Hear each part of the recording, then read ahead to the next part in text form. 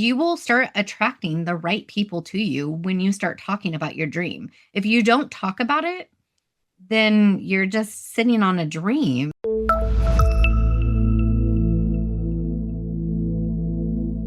Leanne Tristan, she has an amazing story to tell about her impact legacy real estate project at her home in Arizona, where she is the founder of Bridges of Hope Foundation. And she's got some new and exciting things coming up as well. I'll let her tell you all about it. I'm honored to be here with you and to share my story about what I am doing and what we're creating here in Arizona. Yeah, so can you tell us a little bit about what is the Bridges of Hope Farm Foundation and what inspired you to start it, what it's all about? Yeah, so it actually started on a Sunday. I was literally just finishing up with church and I walked out my backyard and I just had the most clear, amazing vision when I opened up the gate and I seen all these kiddos and all these adults just running around the farm and all these animals. And I'm like, oh, okay. I'm like, I guess I'm starting a farm. And then I'm like, well, it'd be like a sensory farm. And so I walked back inside and I looked at my boyfriend and I said, we're starting a sensory farm. And he goes, and how do you propose we do this? Did you start That's that kind of on the how it same day you had the vision? I mean, did you say that, or how long did it take you from when you had that inspiration to? So I started from day one. Like I had that vision and I just ran with it. Like that's when it all was born. That's when it was created. And so basically what we're doing is we're creating a sensory farm for nonverbal autistic kiddos that are severely autistic. So that means they could have any kind of meltdown or anything like that, any behavior, stuff like that, in an instant. And from personal experience with my son of being nonverbal and severely autistic, I know what it feels like as a parent to be out in public and some loud noise or just the loudness or a car backfiring can overstimulate an autistic child or an adult. And then they kind of like, they don't have the words to explain how that felt to them or how that, scared them or anything. And so it comes out as to everybody else as, oh, that child is being a brat. Oh, that child is having a temper tantrum because they're not getting their way. And it's like, no, it's not. And then you get all the stares and the remarks and things like that. And so I want to bring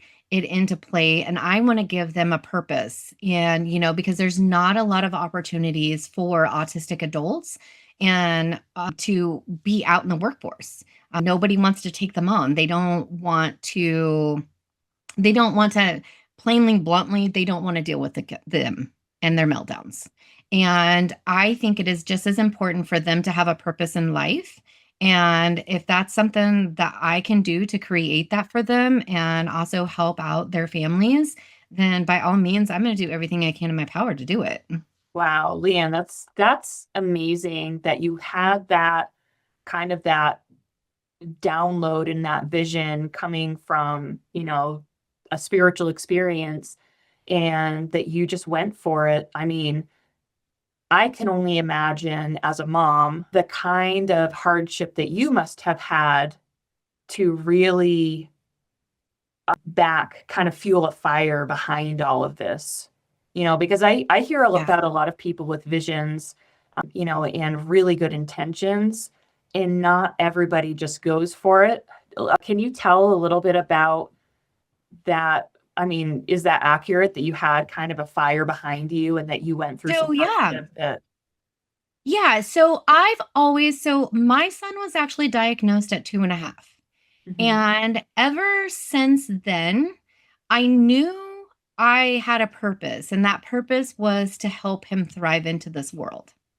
And I always wanted to give back to the autism community, but I just wasn't quite sure. In my background, actually, I used to work with dementia patients. So autism and dementia are pretty close together, actually. It's not far off. And so that's what I actually used to do. I used to work in facilities and I worked private home care until they got to the point where they had to be in a facility. And so I always thought, because there's such a lack of group homes, that I was like, oh, maybe I'll start a group home because I have that experience. I had the knowledge to run. Like, I was a manager for a private one for the longest time and ran the whole entire thing. And so I always was like, oh, I'm going to do this. I'm going to do this. But for some reason, I never pulled the trigger on it. Like, it was just something I was just like, okay, I want to do this. But then there was never that step forward. There was never the fire, the drive. And so I've always still like marinated on it all these years. My son is now 24. And I'm like, I really want to, do something. Like, what do I want to do? And so, like I said, it was literally a Sunday that I was watching church, and church just really resonated with me that day. And I Do you just got remember this what the download. service was about? Do you remember that part of it? Oh gosh, not right offhand. I don't. Well, I mean, so kind of sort of, I guess it was about giving back, and and really kind of like stepping in and owning your purpose and things like that with church. I'm just metaphorically speaking, that's what I got from it basically, was like, we all have a purpose. Now, are we going to just sit on it, or are we going to do something about it? So, and that was me. I was just like, oh, this like really is resonating with me, like hardcore. And I've been kind of tossing around stuff and things like that. And then yeah, I walked out. I literally opened up my gate, and like the vision was like, it was literally a reality, and it was happening that day. Like, Mhm. it was literally, it was like it was open, and the kids were just having fun, and the parents were excited, and they were just messing with the animals and playing in the sensory tables, and it was incredible. And I lit up from that, and I'm like, that's it. That's it. That's what I'm supposed to do. Like, this is why God put me on this earth. This is why God saved my life multiple times. Like, this is what I'm supposed to be doing. And so here we are. We're just running with it. Oh my gosh, I'm getting chills as you're telling the story. When was that? How long ago was that? For like the vision. That you started a sensory farm. Oh, okay. So yeah, yeah, yeah. We've been, I want to say, like a month, 2 months into this now, Are you roughly. serious? Are you kidding me? You're only a few Seriously. months into it. I could have Yeah. sworn you were going to say 2 years. No, no, no, no. We're only like 2 months Wow. into this. We're working really due diligently to be open by October of 2025 of this. All right. So And so yeah. what have you done? What have you put in place in the last couple of months to really get this launched forward? Yeah. So I originally actually started it out as an LLC. But we actually made the switch, and we're actually turning it into a nonprofit, because of all the things that I want to do and to be able to help these families and these kids and things like that, and these adults. After having a really good, solid talk with an attorney and reading this book about nonprofits, I found that I can make more of an impact if I actually turn it into a nonprofit. And so, right now, currently, we just got our articles accepted by the state of Arizona. Oh So my gosh, that's where congratulations. we're yeah, that's where we're at right now. We're waiting to get the EIN number for that. And then we're just waiting for the state of Arizona to okay our tax exemption. Once that is okayed, we're ready to start taking on donations. But right now, what we're doing is we're just gathering animals and things like that. So right now, we've gotten some chickens. We have 3 pigs. We got a couple goats. We've got 6 ducks. And then we've got 5 bunnies so far. And then we just had a tortoise because our little baby tortoise passed away. We're not really sure why or what happened. Again, it was another rescue. We found it out in our yard. And so anyway, he ended up passing away. And this gal, I rushed out to her and I was telling her what we were doing. And she goes, I would love to donate this tortoise to you. And she's a good sized tortoise. She's not a Mhm. little thing either. Like, she's about 4 to 5 years old now. So she's pretty good size. So that's what we got as far as animals going on right now. Once we can start doing donations and taking in and stuff like that, we actually want to add a couple mini donkeys and we want to add a couple mini horses in on that. So that's kind of like where we're at on building things out and just getting the animals and stuff like that. I had a generous neighbor of mine build these really cool tables for sensory stuff. So I can put sand in one of them. So I can get little trucks and stuff to put in there in the sand and stuff like that. And then I haven't figured out what I'm going to do with the other ones yet, but so we've had a lot of generous people like here because I've been talking about what we've been doing. So with being on Instagram and TikTok and now our new Facebook page and stuff like that, I've just really been trying to get the word out for people to know like we're going to have something on the west side of Phoenix. So they don't have to travel as far anymore and they can access resources for their kiddos and have a safe place to be. Right. Yeah, I can imagine somebody could find maybe something like this way off in some rural area and have to drive 2 hours to get to it. But to be right outside of a metro or right in a metro area, I mean, what a blessing for these families that just don't have the time or the bandwidth to travel, it makes it Yeah. more accessible. Yeah, yeah, exactly. I mean, my son does equine therapy and we spend 3 hours out of our day. It's an hour over. We're there for an hour and then we have to drive an hour back because it's on the Yeah. other side of Phoenix. And, not a lot of families have the ability to get to the other side of Phoenix. So I really wanted to make it very accessible for families to be able to come to the farm and things like that and to be able to be a part of it. And you know what I'm really impressed with, Leanne, as far as proof of concept of this endeavor is that okay, you started this 2 months ago and you already have donors. You already have people donating animals and donating time, donating supplies and stuff. I mean, Yeah, that yeah, we really do. shows that for anybody listening who maybe you want to be a donor too, this is a solid investment. I mean, this is something you don't have to like wring somebody's arm to try to, you know, get a donation. People want to be a part of this. And that's, I mean, I feel that. And that's one of the reasons I wanted to have you on because I want to help you to get the word out with this because families need it so badly. Just being a parent is hard enough without the added challenge of special needs and even sometimes severe special needs that need, all of your time and attention and things like that. We need all the help we can get.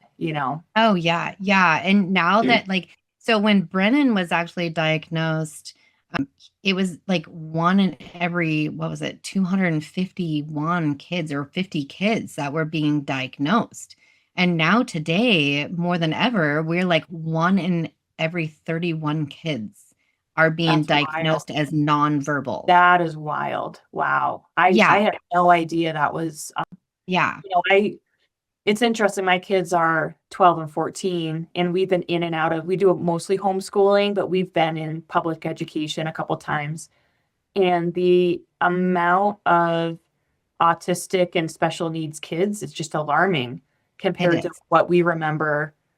And they say, oh, there was, they just weren't diagnosed. But I remember in my classes, like there weren't kids who had such debilitation as what we're seeing Mhm. today. Yeah, it is getting a lot worse. And back then they didn't necessarily know what they were working with. They Mm. weren't really like when Temple Grandin was even diagnosed with autism and finally was, told that it's autism. Looking back on her story and listening to her speak and stuff like that, like she would even say, she goes, they didn't know back then what Mm. I had. All my parents knew was that I was having struggles and they were determined to help me one way or another. And that's what they did. And that's the thing is like that's what we need. We need more help. We need more abilities to get our hands on communicate communication devices. Like these kids shouldn't have to be waiting. Like I pushed for years and years for Brennan to have a communication device, and I just got pushback and no, and the insurance won't cover it. And, as a mom with two kiddos, like, I didn't have the means to just go out and buy an iPad and throw, everything on there because that stuff is expensive, And so it wasn't until fifth grade when Brennan actually got a communication device. But then when he got that communication device, guess what happened? They're like, okay, well, you're on your own. And I'm like, but I don't know what I'm doing. Like, where's our speech therapist? Why is that? Oh, well, he doesn't like it. Well, of course he doesn't like it. It's something new. It's different in the routine. Like, you guys know that. So then I got the pushback of nobody wanting to work with him, you know? And so then we had to find our own way to communicate with him. And even still to this day, like, the poor kid has a kidney stone, and I didn't know. I had no clue Mhm. because all I knew is that he was randomly vomiting, and that was his way of telling me something was wrong. And I had to keep pushing and pushing the doctors until we got an amazing doctor. And he's like, we need to do a CT scan. And they found a kidney stone, a 10 millimeter kidney Oof. stone. Wow. So it's like we need to get devices into their hands when they're little and start helping them. And that's one of the things the farm wants to do. That's part of what we're going to do with the donations is we're going to get communication devices. We're going to help families have access to the sensory farm. We're going to help families build a community to have a voice, to be heard, and not just be shoved to the wayside. It's so powerful, Leanne. I mean, I can see these families being so helped and so loved and having the healing come from that. This Yeah. is a healing experience for people to realize, wow, somebody cares so much that they put all this together. And this is just a resource available. Mhm. And you probably heard people refer to animals as like earth angels. And Yeah. yeah, it's like these Animals are these animals incredible. that you're attracting to the sensory farm, they have a purpose and Mhm. they respond to energy and they can communicate with humans whether they're talking or not. And Yeah. I would imagine that that's very healing for somebody who is nonverbal to feel heard and listened to by these animals who just they know. Yeah, and it is. I've seen such a huge difference in my son. My son had some trauma happen to him where he was attacked by a substitute teacher in high Oof. school, the last year of high school. And So that trauma has stayed with him. And because of him being nonverbal and not being able to communicate, we have struggled to get help for him and just struggled in general of even having caretakers come in. So now he's got this envision of women that they're violent and they're mean, and in reality it's not true. And so to try to help explain that to him is just really hard, and to try to get help to help him get over it is even harder because they're like, oh, he can't talk to us, so we can't help him. And we've even went through like a year's worth of behavioral therapy. And I will tell you what, like, yeah, it made a little bit of a difference, but not much. Not Mhm. until I literally started this sensory farm and like started bringing in these animals, and I've just seen this adult do a 180 and start trusting again, and Wow. start being, now he runs out to me all the time. He doesn't stay in his room anymore. He's running out, dad's home, and so excited that his dad's home, whereas before it was he stayed in his room. He did not want anybody mess with him. He didn't want anybody in his room. Like, he wanted to be by himself. That was it. And then And when we this has been got just the in, last couple months. yeah, yeah, the last couple Wow. months, and we spent, like I said, we spent a year in behavioral therapy, and in 2 months, I've gotten more out of him with these animals, and Mm, he has a sense of purpose. He helps me take care of them. He helps feed them, he collects the eggs, like, he makes sure there's food and water in there, so, yeah, it gives him also a sense of purpose. that's incredible. I'd like to know a little bit of the logistics because I Yeah, know, the people who listen to this show, I can feel your heartstrings and you really feel this and are inspired by this. And I know that there's a lot of people who want to go out and do something similar. mm, And that can feel like, oh my gosh, where do I even start? And I actually love, Leanne, when we were talking before, you were telling me about how, you just started on your own property and it's, kind of small, but you have a dream of making this a bigger thing. Yeah. And so how much acreage do you have to be able to do this on your property? So we are on 1.01 acres. As much as I would love to go out and buy 5 acres of property, that's not in my wheelhouse right now. And so I'm like, I didn't want that to stop me though from creating this. And Mhm. so I took a certain section of my backyard and I mapped it out. I already had pins in one area already. And then I just mapped the rest of it out on where I want certain things to go. Because you got to have a starting point somewhere. Like Mhm. you can't let that hold you back. Like I could let the funding hold me back. I could let not having a place to hold me back. But I'm like, this is bigger than me. This is Mhm. bigger than me.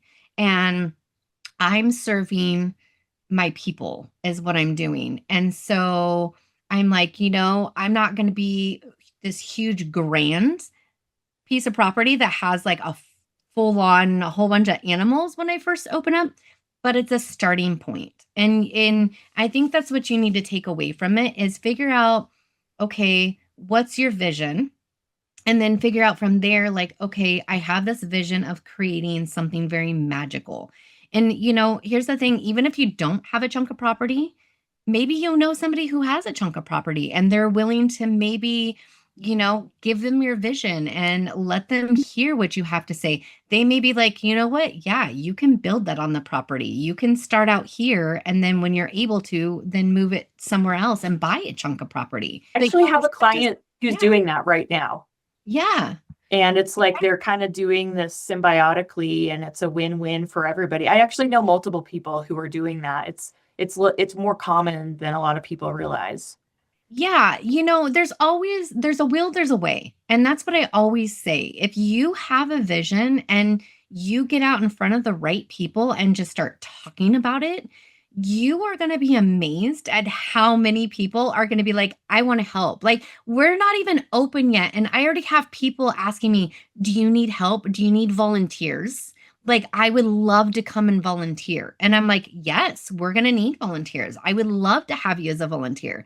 So I've made a spot on our website where if they want more information to be a volunteer, they can, and then they just fill out this little form, and then I reach out to them and figure out what days work and what doesn't, like once we're open and stuff like that. So yeah, like I said, you will start attracting the right people to you when you start talking about your dream. If you don't talk about it, then you're just sitting on a dream, Mhm. and you're going to be pondering like, how do I do this? How do I do this? Well, open your mouth, like speak to the world because there's people out there ready to help you. And this is coming from somebody who likes to do everything herself. Okay. I will tell you, I've struggled with this myself because I'm like, I'm going to do this all myself. I don't need anybody's help. I've even told my boyfriend the same thing. I'm like, I don't need your help. I'm just telling you what I'm doing and you can just watch it grow. Mhm. But I've also had to step back and realize it's not about me. It's about the community. And when you bring your community in, that's when it gets even bigger and you've got even more support and more help with it. I love that advice, Leanne. And it really, once you make this a collaborative effort, it exponentially grows the potential for what's possible. And I love Yeah. that you're already doing that. And whatever. So for whoever's listening, if you have your own version of a dream like this, just think about whatever vision you have in your mind right now. Imagine that times 10 or times 100 when you start involving the community and when you start, I mean, what I like to do is help people to not just involve community members, but even look at the municipality, the county or the town and say, what county or towns are actually looking for something like this? Like Yeah. what locations have something like this as a priority in their infrastructure plan, what they see over the next 10, 20 years, and see if you can partner with them and get access to all kinds of grants and tax credits and funding and stuff. Because there are sometimes those types of factors can make the difference in just the scope that you're able to work in. Yeah, and also find different foundations that are in the same category as far as like, what you're wanting to niche down into. Like it doesn't have to be like if you want to create a sensory farm, it doesn't mean you have to go out and find a sensory farm to partner with, but go into like Autism Speaks, like, things like that. And a lot of those places are wanting to partner with you as well and help spread the word. And not only that, because they're already a foundation and stuff like that and a nonprofit, a lot of times they have some kind of program underneath their belt where they can actually help you get grants. Because I do know that when you first become a nonprofit, a lot of places won't give you a grant because they're not sure how long you're going to last. They're not sure how long you're going to have that fire. But if you have that fire and that drive and that passion, there's always a way to do it by just partnering with somebody else, and they can also help you as well. Yeah, great advice. Great advice. And this is the kind of thing too where we can, if people have questions about, what types of organizations or where to find these resources, I'm happy to help with that. Leanne, I would imagine Yeah. that you could answer some questions too because you've gone through this and Yeah. you're going through it. So there are going to be people who are kind of steps behind you. Like she said, if there's a will, there's a way. And this, I believe, is a sign for whoever's watching it. At any moment that you're watching it, this is your sign that this is the time to take that first step or take that next step. Whatever has been maybe you've been procrastinating on, this is the time to start really putting the next pieces in motion. Yeah.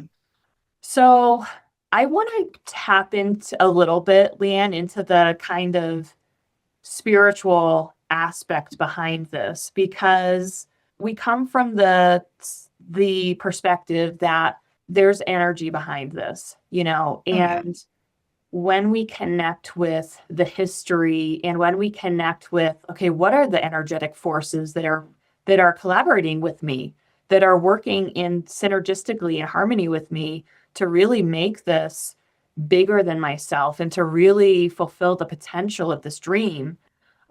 So we look into what is my family history because our ancestors are on board. Our ancestors are guiding us and helping us with these processes. And what is the history of the land? Yeah. So I know we talked previously about this a little bit. Were you able to find some information about some of your family history related to agriculture or helping or healing and that kind of stuff? Yeah, so I did do a little bit of digging. I really wish I would have like connected with my grandma more, honestly, before she ended up passing. I probably would Yeah, have got way more information. But what a little bit that I did, I was talking to my aunt and stuff like that, and she was telling me that I'm not sure exactly where in the family history back in the day, but I guess one of our family members actually had like a plantation. really? Yeah. So I was like, well, I'm gonna have to dig a little bit further into that. Do you have any I idea what they were doing, what their product? I don't even know who it was or anything like that. So which is kind of interesting because now you've got me even more interested. And so I actually I'm gonna start doing a little bit more digging on ancestry and stuff like that with it. But my grandpa used to actually have a farm, so I grew up on a farm, and I just remember just finding it so peaceful. I didn't like doing the work on there, of course, but I also did it too because that built character, and it also helped with build responsibility and things like that. And it's really made me into the person who I am today. And I thank my grandpa every day for that, like making me get up at 5 a.m. in the morning and go do the farm chores and work until it was hot. And then we got a little bit of a break, and then we were back at it again in the evening time. So it was a really fun experience. I mean, I'd have to say the only thing about farming that I didn't like is, my grandpa raised everything to be slaughtered, to be eaten, and I was like, I made friends with that cow now. Like, that's my buddy, like, or the pigs or something. And so for me, I was like, yeah, that aspect of it, I can't. I'm such an animal lover and stuff like that. I have a really hard time like saying no to animals. So yeah, so I kind of grew up there. I'd spend my summers with my grandparents and stuff like that and learning farming and what it took and hearing my grandma talk about that kind of stuff. So yeah, it was really kind of interesting to hear like what little bit I was able to dig up. I mean, it was kind of about the extent of it because my aunt's like, "Well, I don't know this and I don't know that." And I'm like, "Well, where are my grandma's notes? I know grandma was doing stuff here and there." So, and I mean, I've done a little bit digging. I've done like the ancestry.com and then I've also did there was another one that I did, genetics, Mhm. which was really cool. That really like pinpointed, like I found out it was like 43.90% German. And I was like, Really? oh, interesting. And then of course everybody's like, I'm not surprised by that. And I'm like, I don't know if I should take offense to that or be like, why, thank you. So yeah, so it was kind of interesting because I did end up doing that and then it does kind of go back like 7 generations. So I want to kind of dig into that a little bit more because they do give you the ability to like, obviously you got to pay a little bit more, but now that I know I'm going to, so I can dig back further and be connected with some of the ancestors and stuff like that and kind of learn a little bit more about them, because I am now intrigued. I'm like, really? A plantation? What were they doing? What was on there? What was happening? There's so many questions, and once you start looking into getting some of that information, then it's almost like there's whole new levels of understanding that you Oh, can yeah. gather from that. And what I think is really fascinating is once you see, okay, my ancestors 7 generations ago have left this impact on the world. What is my impact for the next 7 generations? Where my great, great, great, great grandchildren find out about me and they're like, oh my gosh, my grandma Leanne, she just, and then I don't know what everybody's spiritual beliefs are, but I believe, once we're gone from this planet in the physical realm, we have an energetic influence that can be passed on, and we can tap into those things and tune into them.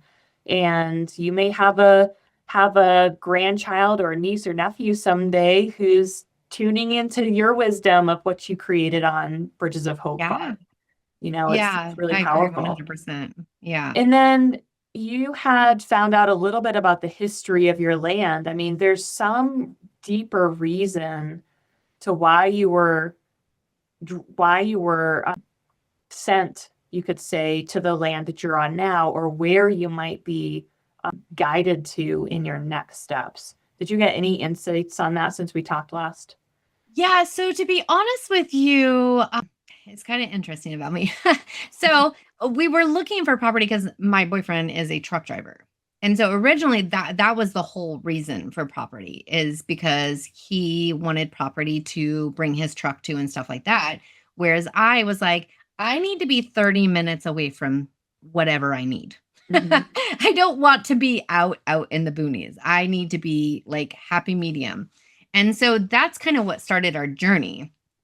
And then, of course, too, when we came across this place, when we found it and came across it, the other thing that was very intriguing because we still always wanted to give our son a sense of independence. And so it also had a casita on it. And so those were really kind of our main points of the reason why, like what drew us to this. Now, there could have been an underlining more in-depth reason why without me realizing it, which I'm thinking there is now after our conversation and stuff and starting the sensory farm and things like that. And I know talking to my son and talking to my aunt and stuff like that about the property, I was like, I don't know. I don't know if I really necessarily get because from what I've heard is it was basically like a big lake at some point in time. Mhm. Like, that's kind of what I've gotten from my neighbors who are around here and knew the history of it and stuff like that. I mean, there wasn't really I didn't catch anything like real big or anything like that, like of it being an Indian reservation or, anything like that. So, I was like, oh, okay, well, that's cool. It was a lake at some point. So I'm sure some really amazing things have happened here and probably some really sad things as well. But again, it does lead back to, like you said, there's always energy in everywhere. And that's why I'm so connected with nature and love to go on nature walks, is because you feel that energy. You don't know what it really is, but you just feel it inside you. Right, right. And you feel more grounded and stuff like that. And I can definitely say, like, for me, I don't necessarily feel that on my property. However, my aunt and my son feel that on the property. They Interesting. feel the energy and even tell me, they're like, I hear drums every now and then. Oh, wow. And I'm like, That's drums? And they're like, yeah, in the dead of night, I could be in my bedroom or my aunt in my guest bedroom. And she's like, yeah, I hear drums. I'm like, are you sure it's not one of the neighbors just, and they're like, this is like 3 a.m. It's like drums. It's like somebody's drumming, like a tribal drum. And I was like, oh, interesting. Okay. So, maybe there was a tribe on this land at some point in time. But I've never really got that confirmation either from anybody around. And I haven't really, like, I'm still digging into it and stuff like that, because now you just have me really intrigued with all of this. And so, I'm still doing a little bit of digging and stuff and really trying to figure out, like, okay, what was this land before anybody started, putting houses and properties, lining them yeah. off and stuff like that. Would say those experiences of hearing the drumming is confirmation that there is something to look into. And Hmm. given that it used to be a lake, that could have been like a sacred site, you know? Yeah. And now you're doing this like very healing, impactful work there and bringing new life to where, Right. water is, the basis of life here on earth. And so now you're bringing a new form of life into the space. So Yeah. that's really powerful. So I'd love to hear, let's do an Yeah. update sometime down the road and hear more about what's been going on. Yeah. Yeah. We'll definitely have to for sure. Yeah, yeah. Well, I'm so excited for you, Leanne, and I'm really excited to continue following you and continue keeping in touch and hearing how all of this is unfolding. And I'm really excited for all the families that get involved with this, all the other donors and investors who decide to, participate. And how can people get a hold of you and find out more information, whether they want to participate as a community member or as a donor or however they can do that? What's their next step? Yeah, so they can reach out to me on social if they would like to. We are on Instagram, we are on TikTok. We do actually have a Facebook business page as well. And so it's Bridges of Hope Farm Foundation, or you'll find us under Bridges of Hope Farm, because sometimes it's too long for everybody. And then we also do have a website as well, which is up and going, and it talks a lot about what we're doing, how they can help, and things like that. And so that is bridgesofhopefarm.com. bridgesofhopefarm.com. Yeah. Awesome. And they can just look that up under all the social stuff and find you. I just have this passion to be this voice and to really, really get more people out there to understand what families like mine go through and others go through of having a child with that is nonverbal.